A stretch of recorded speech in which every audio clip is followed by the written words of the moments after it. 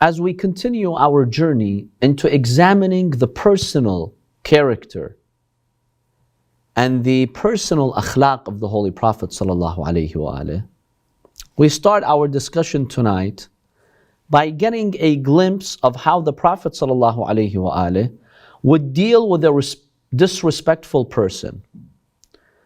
There is a narration from Imam al-Sadiq alayhi salam in which the Imam states, مرت برسول الله صلى الله عليه وآله امرأة بذية. A woman who's not respectful, who's known for using foul language, bad-mouthed woman. She passed by the Prophet sallallahu alaihi wasallam وهو جالس يأكل, while the Prophet was sitting and eating. فقالت يا محمد إنك لتأكل أكل العبد وتجلس جلوسا. She told him, you Muhammad, you are eating the way that slaves eat, and you sit the way slaves sit. She tried to insult the Prophet sallallahu alaihi wasallam. The Prophet told her, وَيْحَكِ وَأَيُّ عَبْدٍ أَعْبَدُ مِنِّي. The Prophet told her, woe unto you. Which slave is greater in being a slave than me? Which slave is more than a slave than me? More of a slave than me? Yes, I am a slave. I am a slave to Allah subhanahu wa ta'ala. Who is more a slave than me? See, she wanted to insult the Prophet. She wanted to disrespect the Prophet, but the Prophet turned it around. And he actually declared his pride in being a slave to Allah subhanahu wa ta'ala. Then she told him, okay, then give me that bite that you're eating from. So the Prophet sallallahu alaihi wasallam, he took some food and he gave it to her. She said, no. I want the bite that you're eating from your mouth. That very bite that you're eating. So the Prophet sallallahu alaihi wasallam, he gave her that bite. She took it and she ate it. Al-Imam al-Sadiq alayhi salam comments here. He says, this lady was never struck with an illness until she died, because of the barakah of this food touching the blessed mouth of the Holy Prophet sallallahu alaihi wasallam. So we find that the Prophet was not rough with those who would disrespect him. The Prophet sallallahu alaihi wasallam was also very sensitive in protecting the dignity of people in society. Ibn Mas'ud narrates, he says, قال رسول الله صلى الله عليه وآله لا يبلغني أحد منكم عن أصحابي شيئا فإني أحب أن أخرج إليكم وأنا سليم الصدر. The Prophet says, when you hear negative things about some of my companions, they've said something negative, they've done something negative, then don't come and tell me. Because naturally, when you hear negative things about someone, you cannot help but develop hatred or dislike towards that person. It's just not in your hands, right? Someone comes and tells you negative details about someone. Even if you're a great person, naturally, something will happen to your heart. You will develop this dislike in your heart towards that person. So the proper solution is just to avoid it. So the Prophet, by example, he's teaching us. He's telling his companions, look, don't come and tell me disturbing things about each other, negative things about each other, because that will lead to hatred. And I want to view my companions favorably. So he's teaching us in society, avoid hearing negative things about people. Because when you hear negative things, naturally you'll be inclined against them. You'll develop this disliking towards them, and that brings hatred in society, and it leads to so many problems. Another aspect of the Prophet's personality is that he was always known to be shy. Abu Sa'id al-Khudri, or al-Khidri, one of the companions of the Prophet, he narrates by saying, كَانَ رَسُولُ اللَّهِ حَيِيًّا. The Prophet was extremely shy. لَا يُسْأَلُ شَيْءٍ إِلَّا أَعْطَاهُ. Anything he'd be asked, he'd give. He also says, كَانَ رَسُولُ اللَّهِ أَشَدُّ حَيَاءً مِنَ الْعَذْرَاءِ فِي خِدْرِهَا. The Prophet says the Prophet was more shy than a girl who's protected in her family. This is an Arabic expression, right? A girl who's not married, she's shy, she doesn't really deal with people, she's really shy. She's protected in her house, in her room. She's known to be an example of shyness. He says the Prophet ﷺ exhibited greater shyness than a girl like that. And the Prophet, if he'd hate something, he would never say it. He'd be too shy to say it. We could just tell from his facial features. Now we have two dimensions here when it comes about being shy. We have to make a distinction between personal matters and religious moral matters. When it came to personal matters, the Prophet was extremely shy. He'd really never ask anything for himself. If I have a need, I'm too shy. I don't ask it for myself. This is a sign of a believer. Or if someone asked for help, the Prophet would not turn him down. Or if the Prophet dislikes something, he has a different taste, he'd be too shy to reveal that because he was so polite. But when it comes to religious matters, when it comes to moral matters, no. When it comes to right and wrong, justice, injustice, no. The Prophet was never shy to say the truth. He was confident, he was strong. Now, unfortunately, some of us are the exact opposite. When it comes to our own issues, our interests and desires and what we want, we're very demanding. We demand people, we're bold. But when it comes to others and their rights, no, we're shy to demand for them and advocate for them. I've seen some people, when it comes to their needs, they quickly pursue them. They're willing to ask 10 people. But when you tell them, look, you can help this person, please. He's like, no, I'm really shy to ask this person. I don't want to put myself in a position where I'm asking others. Or I don't want to be in a position where others will have a favor on me. So when it comes to your personal needs, it's okay. Now when it comes to others, you don't. The Prophet was the exact opposite. For his personal needs, personal matters and affairs, he was extremely shy. But when it came to justice, when it came to helping the poor, when it came to religious matters, the Prophet ﷺ would not be shy. The Prophet ﷺ also had an organized schedule when it came to dividing his time. He would dedicate one time for Allah, worshipping Allah. And the Prophet, remember that Salatul Layl, the midnight prayers, were wajib on the Prophet. It was mandatory for him to observe it. The Prophet would engage sometimes a third of the night, half of the night, 2/3 of the night, worshipping Allah.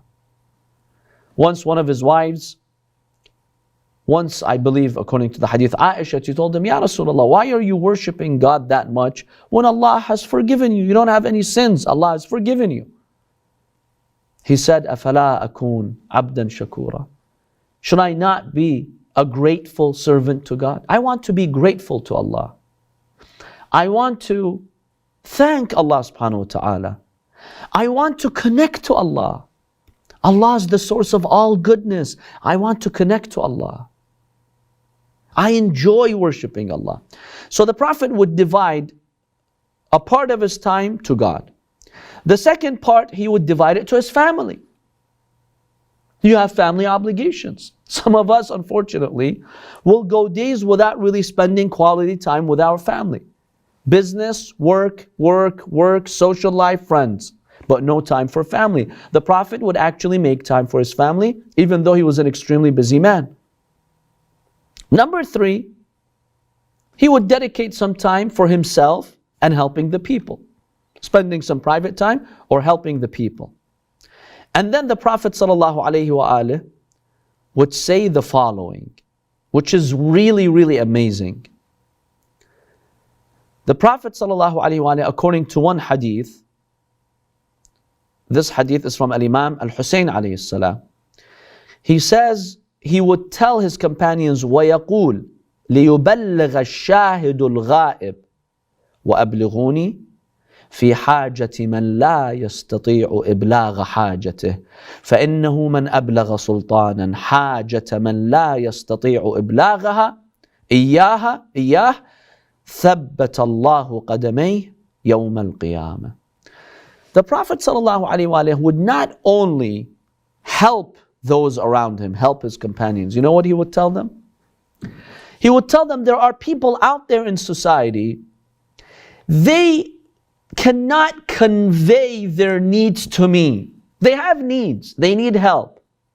But they either don't have access to me, they live far, or they're shy to come to me, or for whatever reason, they cannot come to me.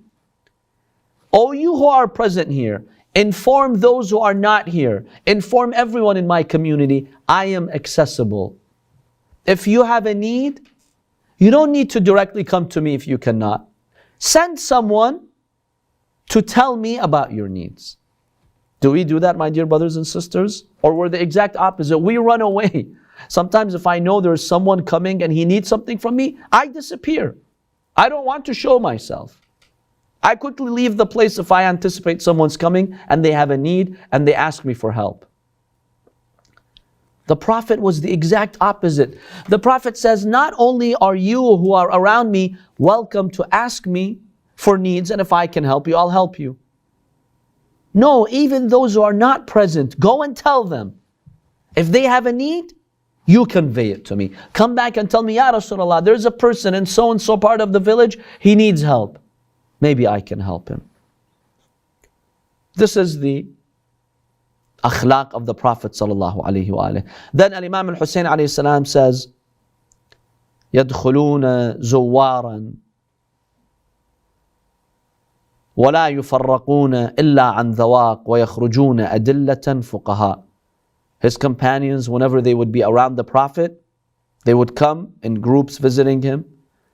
They'd never leave except the Prophet giving them some food. He was very generous.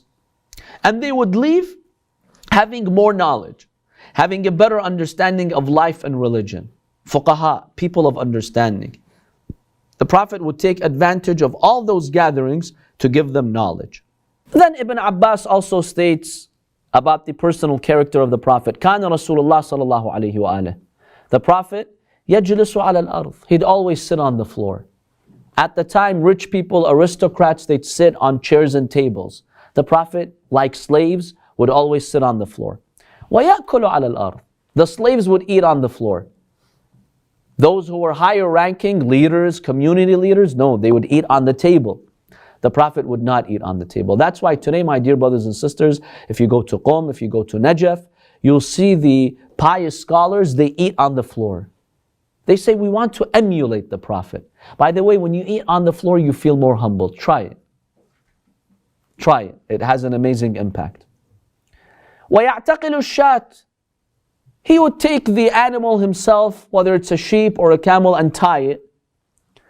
وَيُجِيبُ دَعْوَةَ الْمَمْلُوكِ. If a slave invites you, would you accept their invitation?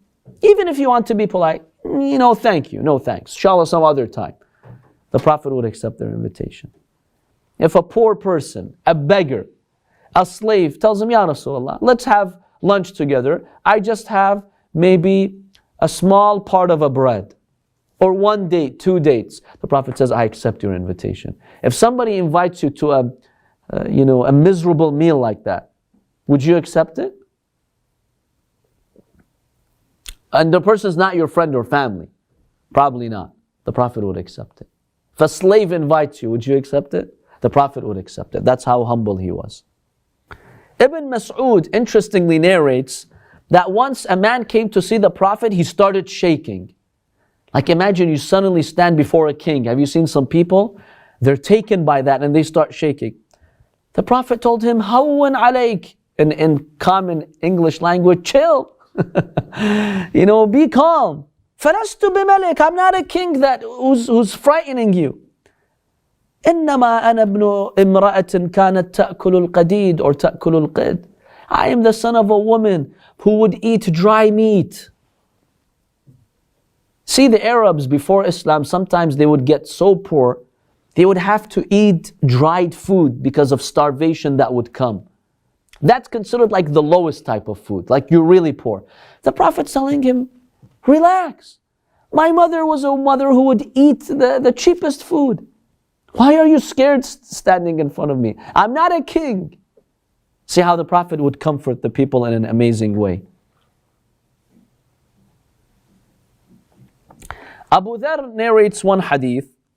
He says, we would sit with the Prophet ﷺ having a discussion. Then a stranger would come. He wanted to ask the Prophet an important question. He wouldn't know who the Prophet is. He couldn't tell. What does this description tell you?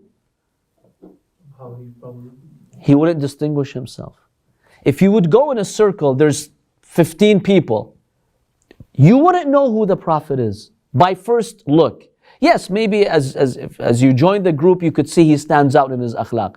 But just physically looking at that, you couldn't tell who he is. He would not wear something that would make him outstanding. Like kings, right? Put a crown. Or he would not sit in that circle in a place where it would bring attention to him. He'd sit just like those who are sitting around him. Same circle, going with them in the same flow. So you couldn't really tell who the Prophet is if you did not know the Prophet. So Abu Dharr says, we had a problem. Strangers would come, they needed to ask the Prophet a question, they couldn't identify him. So he told him, Ya Rasulullah, please, let's make a small seat for you, so people who have important questions, they can directly come to you. We don't confuse them every time. Where's the Prophet? Where's the Prophet? So he says, we made a small little stand that the Prophet could sit on, so people could recognize him and ask their important questions.